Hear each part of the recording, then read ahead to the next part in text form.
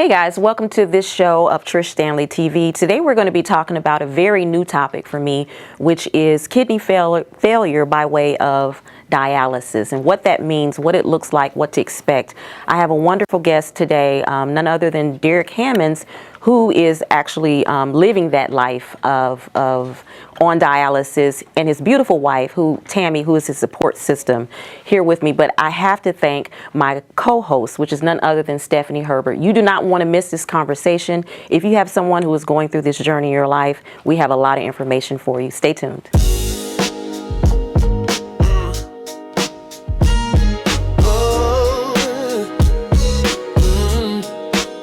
Trish Standley TV show.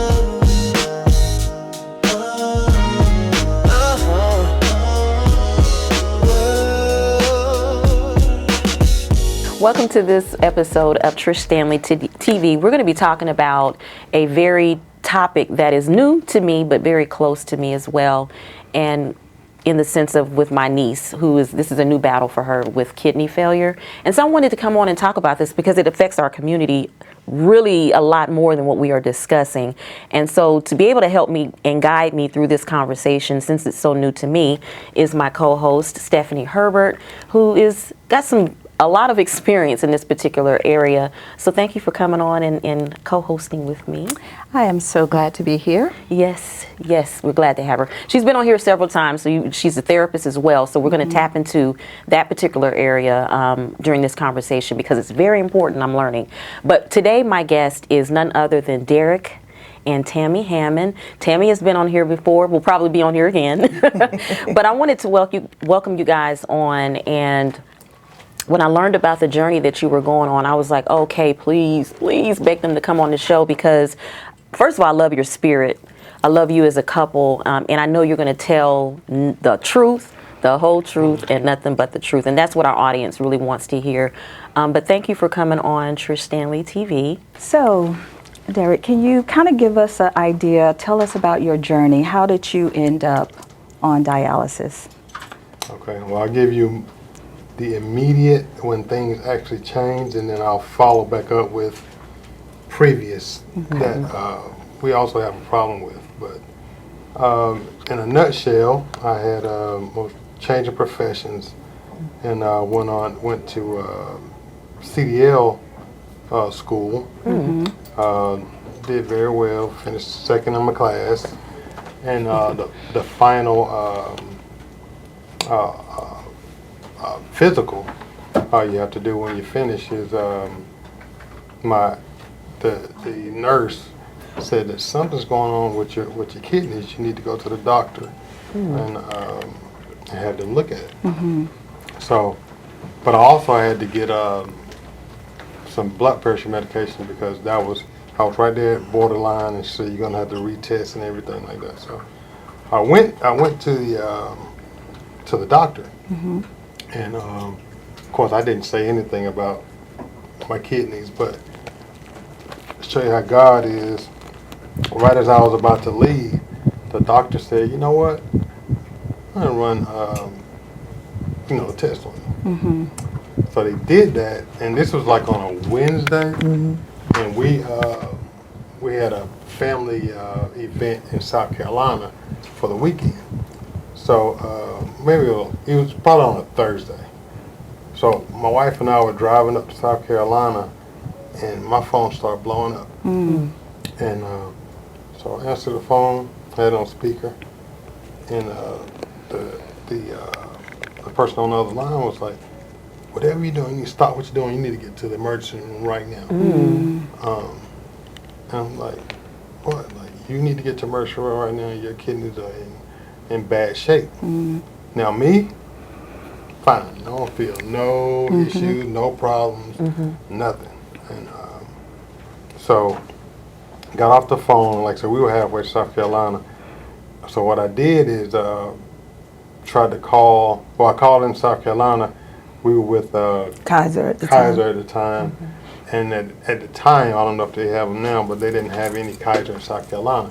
So it went on about our weekend again. I never felt anything. So we came back on Monday. My wife took me, to the emergency room. And as soon as they did triage, I never came back out of there. You know, so that was the initial thing.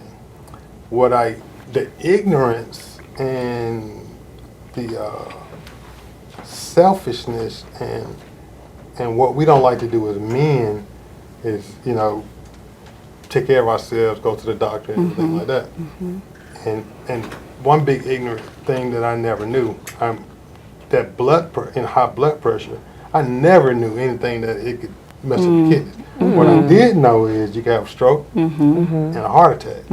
Crazy enough, those things I knew, and I still continue to do what I was doing because those things I knew, and if it happened, you know, that was just going to be what it was. But later find out that is what took me there. And when I say the worst case of the silent killer, I walk around with 220 over 180. No headaches, nothing. Am I lying, man? Yeah, I mean, for years, you know. And I did at one point lose a lot of weight and everything. Now, were you, sorry to stop you there, were you, you were prescribed to take blood pressure medicine back then with those numbers, or you didn't even know? What does that mean to a man out here? Okay. Especially a black man. Okay. Typically, it doesn't mean anything, especially if you don't feel the effects. Yeah. And that's how I was living. But I had prescription, and I'll take it from time to time, but it's hard, like I say, being a man, and the culture that we have with that, and then not feeling effects of it, negative effects, is it's a recipe for death. But, so, yeah, went in there, and so now I'm in shock, right? I'm just, you know, I couldn't believe what was going on and what I was being told and whatnot.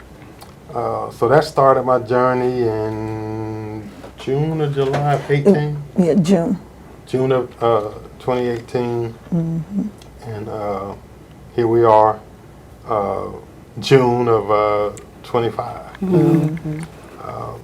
So originally I went on hemodialysis. But I wanted to explore other options, which within 2 months, maybe 2 months or so. Yeah, of being on hemo Yeah, before you then decided to do Paris. So what is that, Stephanie? That he's saying that he was on. Can you break that down for us? Okay. Definitely. But I want to jump back to that silent killer, because that is so very important. There are two silent killers that impacts our community, and hypertension is one and diabetes is the other. And the reason why they're known as silent killers is because you can live with it for years without having any symptoms. And so that is what makes it so dangerous. And while you're not having symptoms, and you know, as you stated, didn't know your blood pressure was so high, but it's doing damage on those blood vessels. So, you know, with cardiovascular or hypertension, it's impacting those peripheral arteries, which are located in our toes, in our fingertips, in our eyes, and our kidneys. So that pressure is what messes up those vessels. But if you're not, you know, going to the doctor regularly and things like that, you can walk around with it for years. And so the type of treatments, once you are, you know, once they diagnose you with end-stage renal failure, basically means that your kidneys are no longer performing as they should to get rid of the waste in the body. So you will need treatment in order to, you know, thrive after learning of that. So there are two types of treatments. You got hemodialysis, which is where you go into the facility 3 days a week, and basically what hemodialysis does is it does what the kidneys can't do. It filters the blood. So, you know, once you have that kidney failure, your kidneys are not able to get rid of the waste. It's not able to remove extra fluid. And, you know, those of us that don't have kidney issues, when you eat things, drink, after you eat or drink, the body is able to get rid of that through urination. So that's how it builds up in the body when your kidneys are not working. So hemodialysis is one. The other one is peritoneal dialysis. And the difference is peritoneal is more like the regular kidney. What they would do is insert a catheter in your peritoneal cavity, and you would actually do that therapy 7 days a week. You do it while you're sleeping. It's generally 8 hours a night, and it basically is naturally the waste is coming out while you're sleeping through that peritoneal process. Something like osmosis is how it works. And if I had to do dialysis, I would choose peritoneal simply because it's less, it doesn't impact the heart as much as hemodialysis.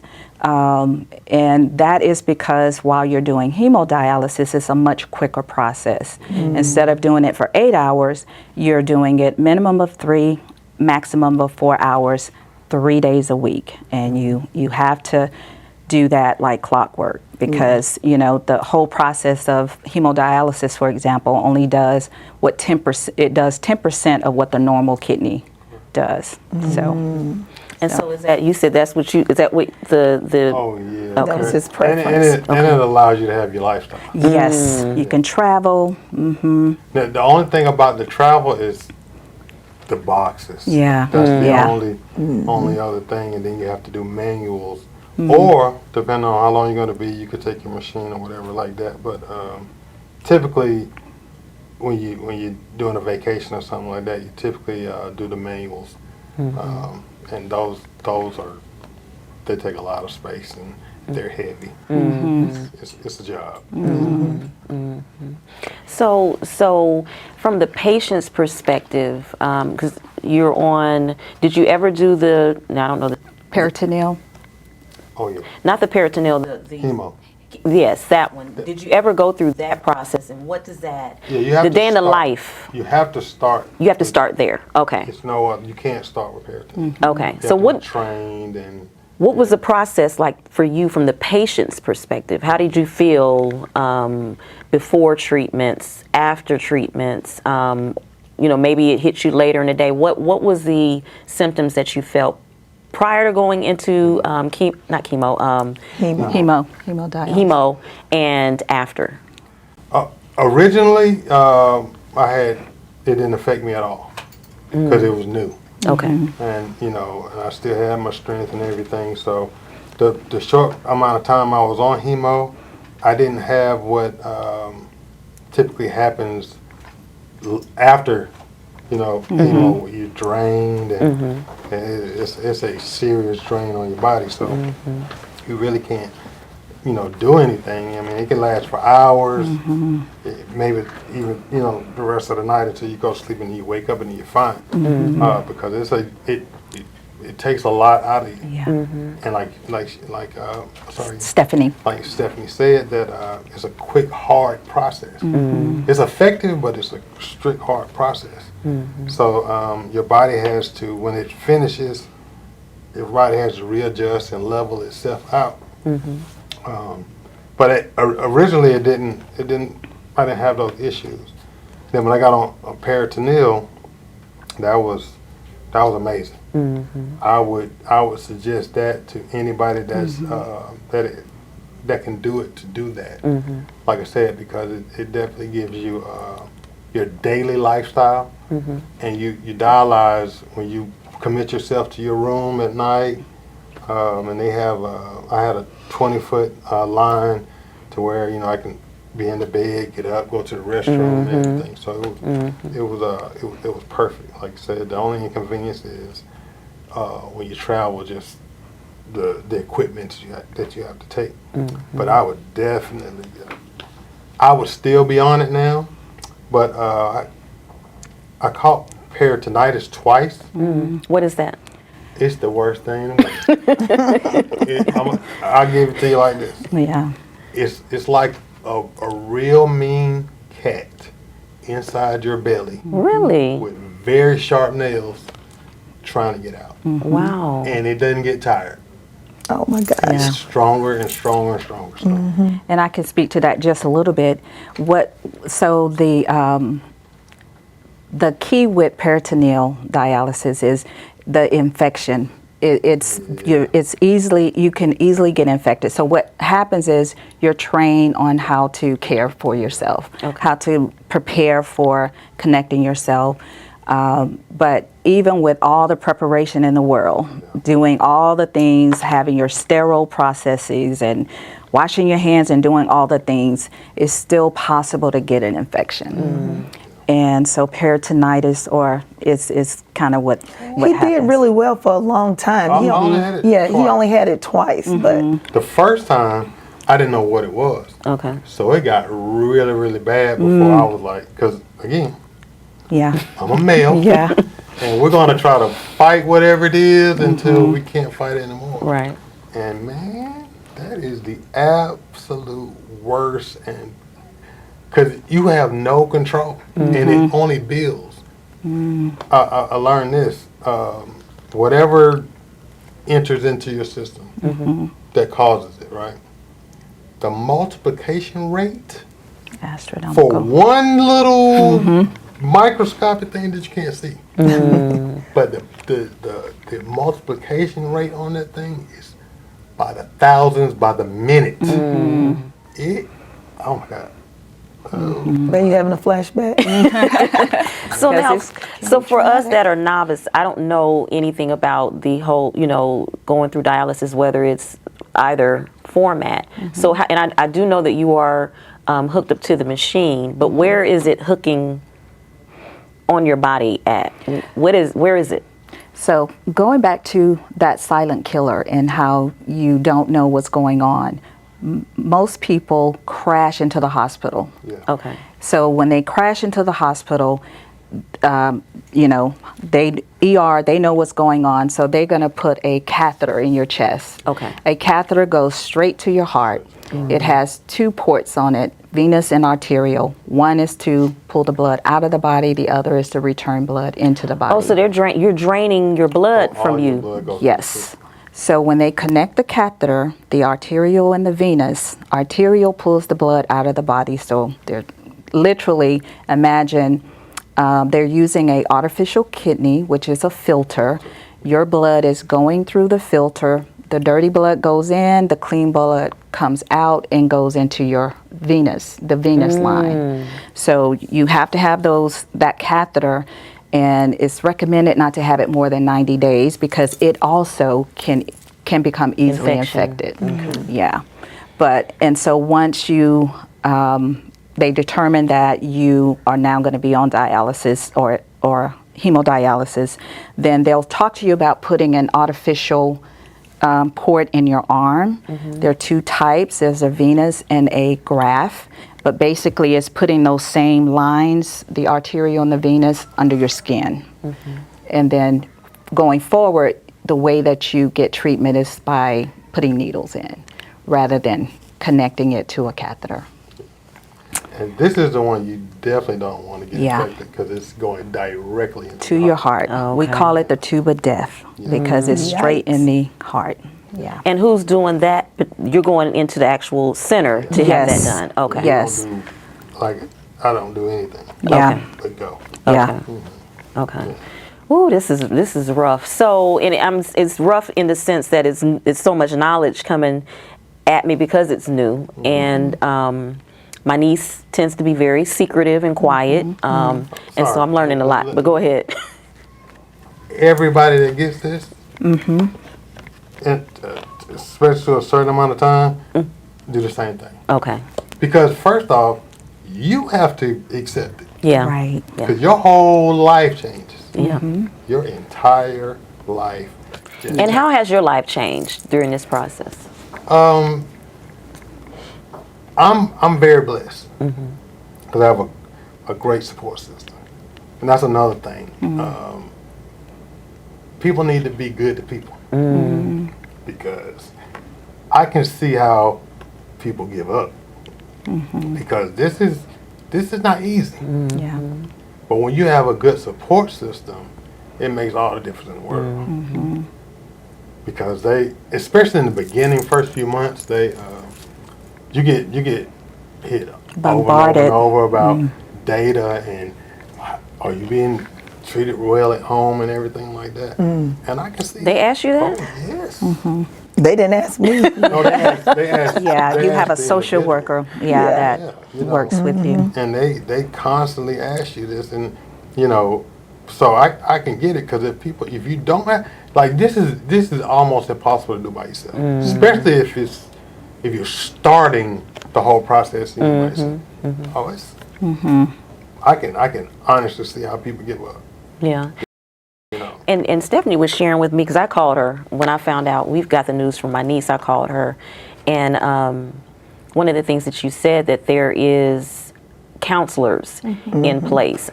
We didn't, as our family, didn't know that. So can you break that down and what that looks like? And then Tammy, I want you to speak on how that has been, or if it has been, a support for you and your family. So the dialysis team consists of your RN, your nephrologist, your social worker, your dietitian, Okay.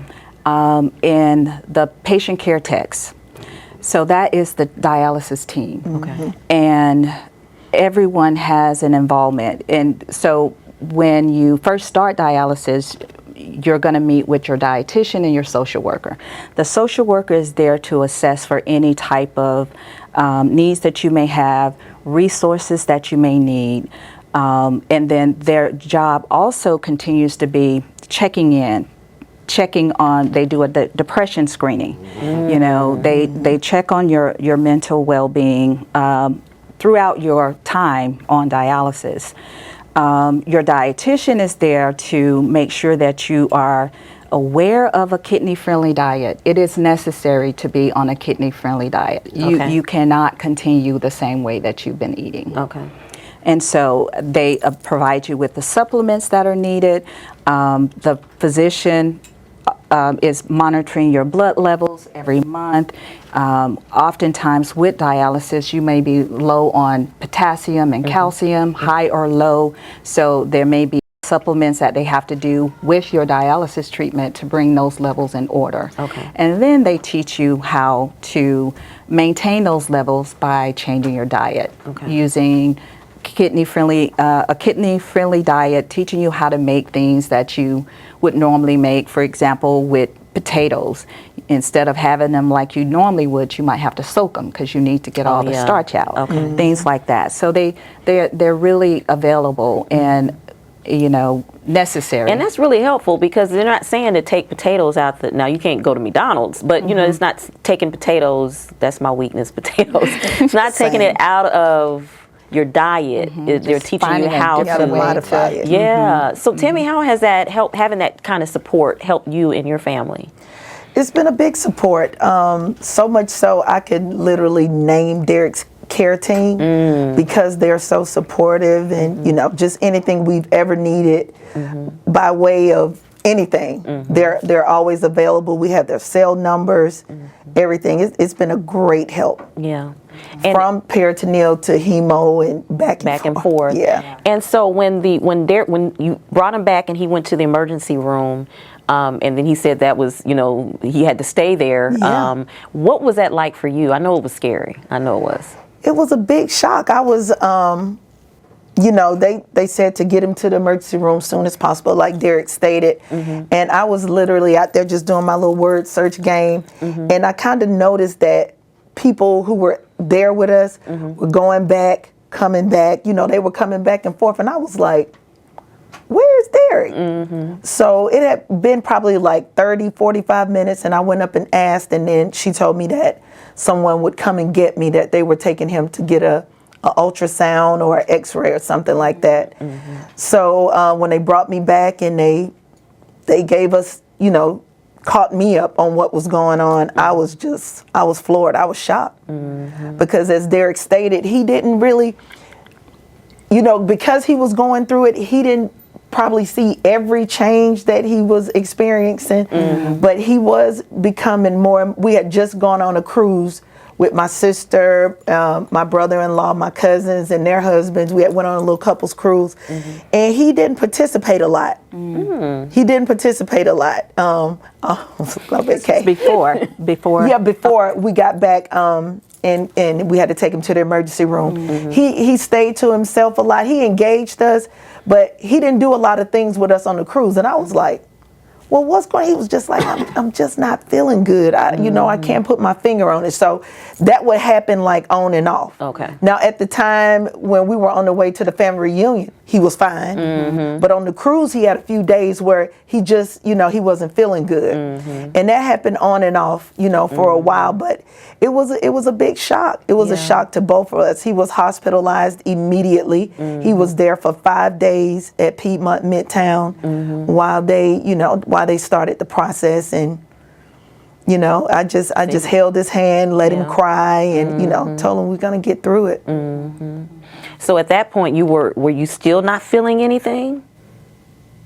As far as Like any symptoms? Did you? oh, the symptoms go, no. So you still wasn't. Wow. I think they kind of came and went. Probably depending upon, and Stephanie can speak to this, probably what he ate, what he drank, or something. So the waste was building up in the body. Okay. And so, and he probably was still urinating and things, so you were getting rid of it, but it was And it coming was back frequent. in. It was frequent. So is that a symptom if you're not urinating like you ought to? Since you asked that question, urination is not the determining factor of Okay. kidney failure. You can continue urinating, however, your body is still not getting rid of the waste. Okay. So, and that's what the kidneys do specifically. Right. And that's why I was saying your body tries to compensate by urinating more and more. Oh, and I more. got you. I got But you. like I said, it's only getting rid of a little bit, but it's still trying to do its part. But the this is another thing. And I want everybody to hear this. You do not know what your kidneys do. Right. Yeah, Oh, they do a lot. my God. Like, We take it for granted. So you're gonna mess around and find out, man. Yeah. more than for granted. Like, 'cause Yeah. when I talk to people and hear about, I try to, let people know. Because, some people complain about, yeah, man, my kidney. I'm like, man, you're not about to talk to me like that. Yeah, yeah. I'm gonna try to help save your life. Right. If your doctor is saying anything about your kidneys, Yeah. you better listen. 3, 4 more, 5 times more Yeah. than a normal person. I say, 'cause you don't want this. But And the one thing that, when we are going to the doctor and doing those checkups, they are able to tell your kidney function before you end up at a stage 4 or 5. You are at a stage 1, 2, and 3. Okay. And so at a stage 1, the doctor is telling you, your nephrology is telling you what to eat, what not to eat, what to stay away from, what to limit, and about drinking water. I tell people, if you drink coffee, drink 16 ounces of water after every cup of coffee. If you drink alcohol, the same, however much alcohol, that much water. Whatever you're, and making sure that you're flushing your kidneys. And that's just regular without any illnesses or anything. But yeah, so. It's really interesting. And so we were talking about, Stephanie and I was talking, and she was saying how it's important to keep an eye on the patient because, and I think you touched on this a little bit too, Derek, because there's a little bit of dibbling dabbling in depression. And so I really want to talk on that level, mental health issue, going through something like this, because is this something that you will have to go through for the rest of your life, and if not, even if it's a long period of time, that has to wear and tear on your mental health. So speak on that, because you're also a therapist as well. Yes. So the first thing I ask, yes, I am a therapist, and I ask every client that I encounter, what is your understanding of grief? What did your family of origin teach you about grief? And most of us, our culture is only death. However, that's not the only time that we grieve. Grief is our body's emotional response to a significant loss of any kind. Significant losses includes loss of a job, loss of, loss of a relationship, loss due to divorce, or unhealthy friendships, losing those friendships. And it's really over a lifespan, and we don't really think about that. You know, a child that grows up and goes to first and second grade and suddenly has to move and go to another school, that child is going to experience grief. And there are 5, and then again, I missed one, loss of all those things, including loss of your independence due to a chronic illness or disease, and then loss of a loved one. So your body is going to respond like it should from grief. And there are 5 stages of grief. Anger is secondary to sadness and frustration, but it is a protest emotion. It is saying, why? Why me? Why now? Why this? Denial is also a stage of grief, and it's not like denying it happened, but disbelief is a shock to the system. That, you know, disbelief that I'm going through this, that I'm dealing with this. And then bargaining is also a stage of grief. And we bargain with ourselves. We say things like, if I had done this, maybe that wouldn't have happened. Or if I was better at this, or if I, you know, you're bargaining with yourself. And then depression, a normal stage of grief. And again, depression looks like anger, irritability, short-tempered, periods of sadness. You may have crying spells, and you might do what I call one of the short-term energy-relieving behaviors. Smoking, drinking, gambling, eating, not eating, working. All of those things are energy-relieving behaviors, but it keeps us from feeling emotional pain. And the only way to heal emotional pain is to feel it. But, you know, if we're not taught to express our emotions or deal with our emotions, we learn to just stuff it down, suppress it, and move on. But the thing about that is, if you imagine a trash compactor where you're just packing the trash down, but you keep putting trash in there, and with emotions, you can suppress them, you can push them down, but they're going to come up because they're not meant to be down. They're meant to come out. And so it's important to recognize that you are grieving and be okay with grieving. And the last stage of grief is acceptance. And basically, you just allow yourself those stages. You allow yourself to feel what you feel. And, you know, perhaps doing a support group is very helpful. Talking to other people that are going through this journey with you. Support groups are also good for family members, so, you know, they can understand also what you're dealing with on a normal, regular basis. But yeah, it is important to have a way of processing your grief. And the thing I love about you, Tammy, is that you are you're going to seek out, you're going to sit down and talk to somebody. I love that about you. So I know you are doing that, but speak to other caregivers out there, because you want to be a support to him. The only way you can remain a support to him is if you have some strength within yourself. We've always heard the term, you keep what's in the cup for you, and the spillover is what you give, the spillover into the saucer is what you give others. And so if you would speak to other caregivers, because there are a lot of caregivers out here who are just, they're running themselves, and they're going to end up in a health situation or a health crisis themselves. So speak on the importance of that.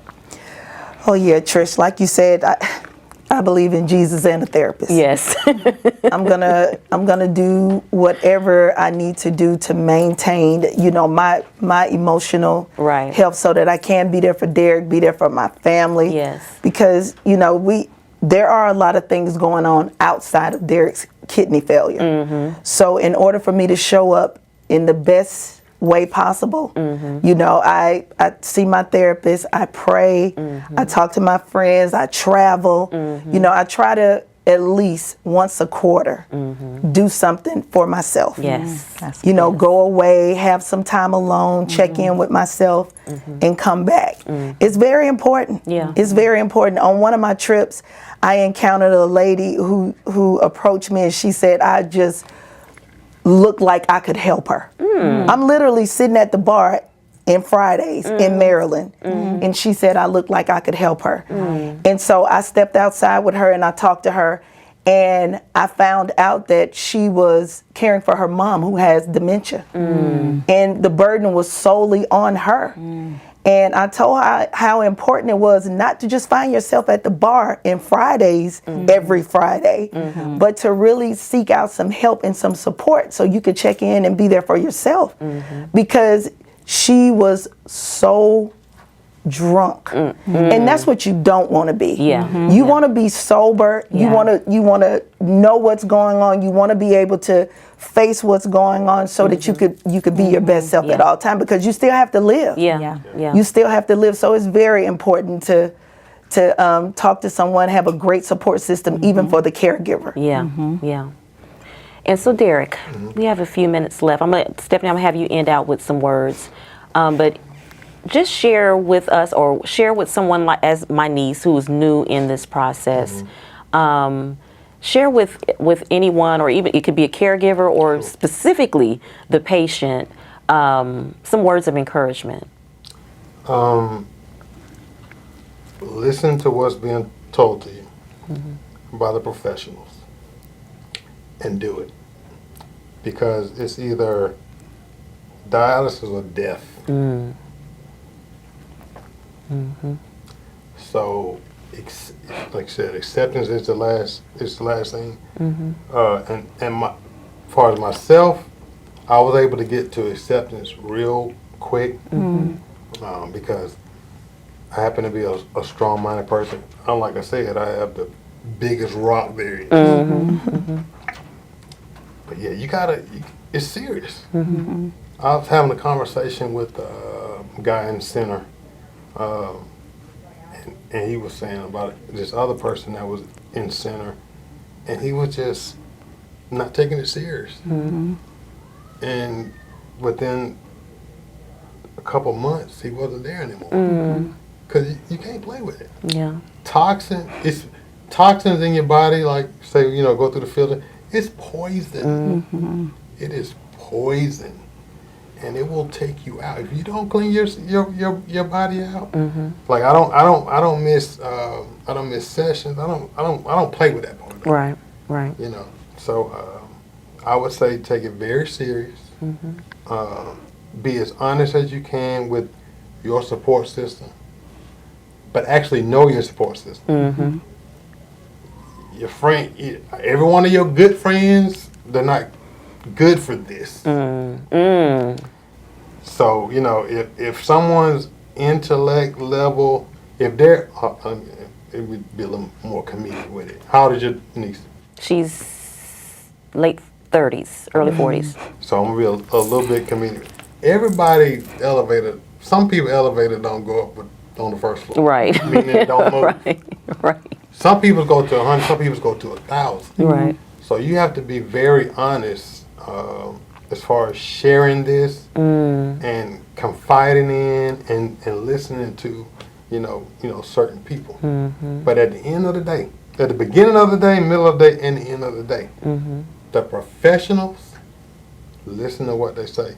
That dietitian, because not only is it what you eat, it's also the amount of fluids that you intake as well. The kinds of fluids that you intake as well. Okay.